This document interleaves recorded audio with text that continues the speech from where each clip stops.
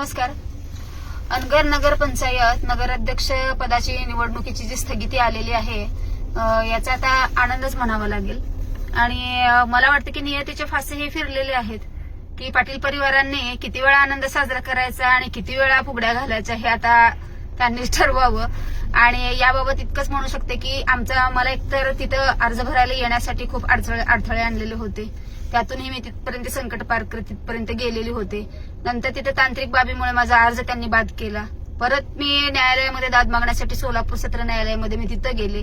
तिथंही काही कागदपत्रांमध्ये गहाळ करण्यामध्ये आला आणि आमच्या विरोधात निकाल गेला. तरीही तिथली अजून अंतिम निकालाची प्रत ही माझ्या हाती आलेली नाहीये. आता ती आज प्रत संध्याकाळपर्यंत आमच्या हाती आली म्हणजे आम्ही उच्च न्यायालयामध्ये मी जाणार आहे.